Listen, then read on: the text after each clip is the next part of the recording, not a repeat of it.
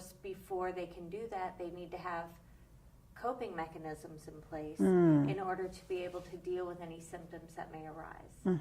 And I think having those coping skills in place is what helps them going forward. To be able to move those forward. memories may be triggered, those thoughts and traumatic events may be triggered and come back up, but if a person has good coping mechanisms, they will know how to deal with those symptoms as they arise.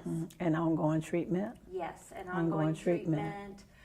There's another treatment called EMDR, and it's a really interesting treatment for trauma, and it deals with eye movement desensitization and reprocessing. Okay. And it literally is a reprocessing of the way the brain functions to overcome the trauma. So it's something that absolutely must be addressed. If a trauma has occurred, I've seen with children, they may not be ready to deal with the trauma until they're much older, but even at that point, it's never too late to work on not only learning the coping mechanisms to deal with the symptoms, but to take the power away from the power that the event or the traumatic situation has had on them and over them since its occurrence. Okay. So that's what therapy is sort of, what the point of it is. Designed really, to do, right. To take the power away from the traumatic situation. So what would you recommend or what would you suggest to someone that may have been involved in a traumatic incident or situation but may not have gotten help,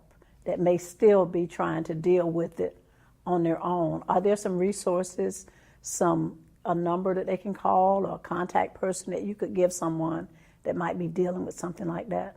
Sure.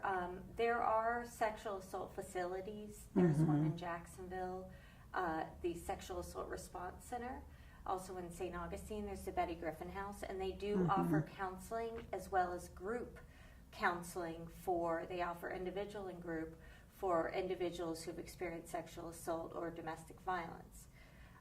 Also, a person can research therapists who are trained in either prolonged exposure therapy, trauma-focused cognitive behavioral therapy, or EMDR, which is the process I explained earlier. And those are all great researched treatments that can work on reducing those trauma symptoms. Okay.